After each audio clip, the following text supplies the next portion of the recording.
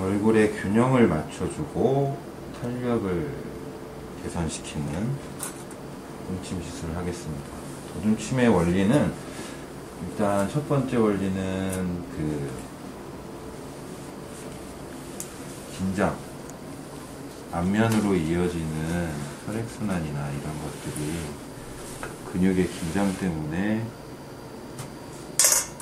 잘 안되는 것들을 풀어줘서 순환을 개선시켜줘요. 그리고 얼굴의 근육 긴장에는 대부분 좌우 편차가 생기기 때문에 그것들을 되잡아줘서 이제 얼굴의 균형을 잡아주죠. 그러니까 비대칭한 것들이라든지 턱관절 장애라든지 이런 것들을 잡아주고요.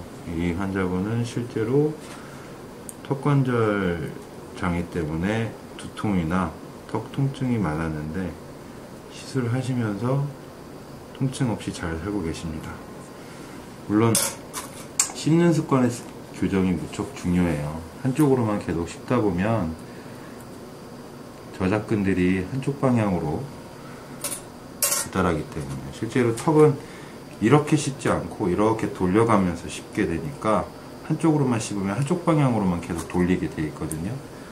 그거를 좌우를 좀 균일하게 해주면 훨씬 좋고요.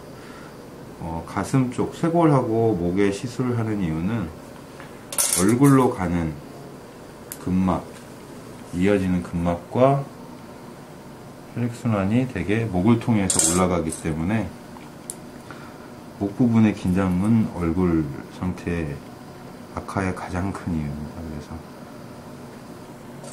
긴장을 풀어주고, 안면근은 저작근하고 표정근으로 나누어져요. 근데 턱뼈, 그 다음에 광대뼈, 이마뼈, 머리뼈 이런데 근육들이 부착하게 되어 있는데 그 깊은 곳에 이제 인대들이 자리를 잡고 있고, 그 인대들이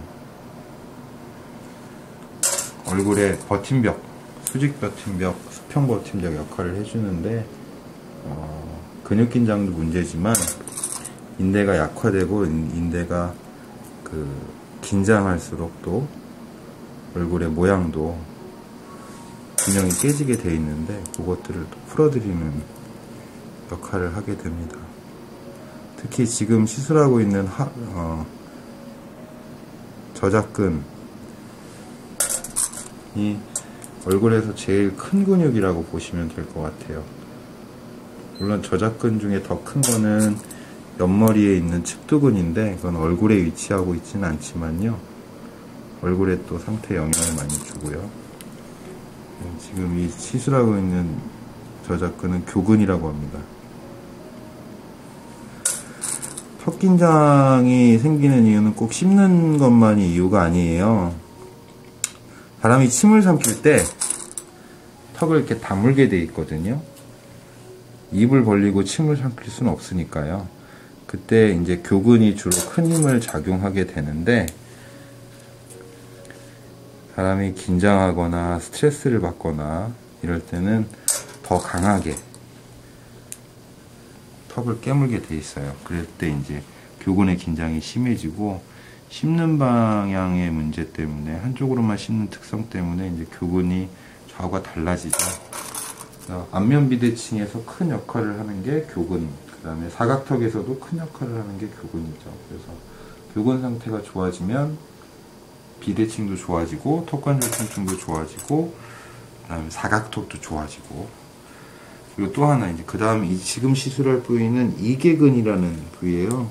귀 위쪽, 그러니까 말 그대로 귀를 잡아주는 역할을 하는 근육인데, 얼굴의 긴장에서 되게 중요한 역할을 또 합니다. 실제로 귀를 움직일 수 있는 경우는 별로 없죠, 대부분. 그래서 그냥 잡아주는 역할을 하는데, 이 이계근이 긴장하고 상태가 안 좋으면 얼굴 근육에도 많이 영향을 줄 뿐만 아니라 피부에도, 그 다음에 이명증이나 어지럼증 이런 것들의 이유도 되기도 해요. 그래서 이계근의 긴장을 해소시켜주는 것도 안면 시술에서는 무척 중요합니다.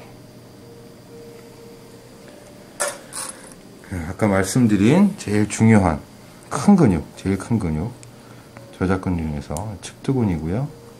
측두근 같은 경우에 이렇게 만져보면은 옆머리에서 윗머리로 넘어가는 경계가 딱 만져져요. 되게 긴장도가 심할수록 이 경계가 좀 명확하고요. 요 경계 부위에서 시술을 해주면은 근육의 긴장도 훨씬 덜하죠. 대부분 편두통이 생기는 부위가, 턱관절이 안 좋은 분들이 편두통이 생기는 부위가 요 측두근 부위예요. 저작근에서 생기는 문제죠, 되게. 그러니까 측두근 긴장 완화는 안면에도 큰 영향을 주지만 턱관절에도 영향을 또 많이 주고, 특히 여기 광대 옆에 관자놀이라고 하는 부위가 꺼지는, 나이가 들수록 꺼지는 것이 측두근 상태가 안 좋아질 때 많이 생겨요. 그래서 측두근 상태가 좋아지면 관자놀이 꺼짐도 훨씬 좋아지고요. 그 다음에 이제 팔자주름 쪽을 쓰겠습니다. 팔자주름이 생기는 두 가지 이유는, 첫 번째는 표정이고요. 두 번째는 중력이에요. 아무래도 표정을 반복해서, 그러니까 구륜근과 표정근들, 얼굴의 표정근의 경계 부위에 있어서 얼굴 표정을 지을 때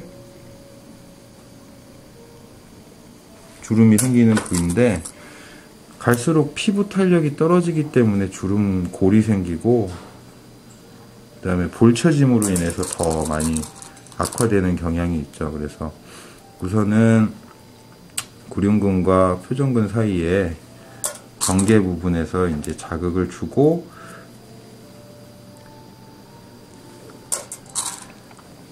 침 시술을 통해서 피부 탄력을 개선시켜 주면 팔자주름도 훨씬 완화됩니다.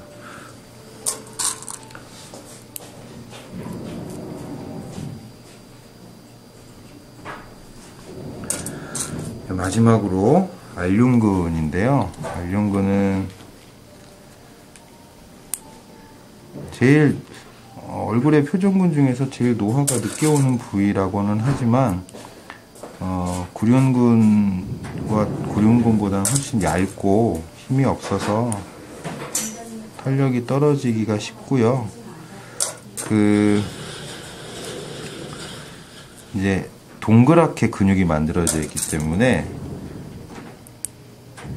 알륜근 상태가 안 좋아지면은 기혈순환이 더 잘 안 돼요. 순환 방향에, 직각 방향으로 근육들이 많이 위치하고 있으니까, 그래서 예를 들어 알륜근의 구조적 특성 때문에 자고 일어나면 눈이 제일 많이 붓죠. 자연순환이 잘 안 되는 편이라서 근육결의 방향이 다르니까요. 그리고 이제 다크서클이나 이런 이유가 되기도 하고요. 눈밑 처짐이라든지 눈밑 주름이 표정에도 영향을 주지만, 순환장애로 인한 탄력 저하가 이제 주름을 더 많이 만들어 주니까 알륜근의 결에 따라서 근육에 자극을 주면 순환이 좋아져서 탄력이 개선되게 됩니다.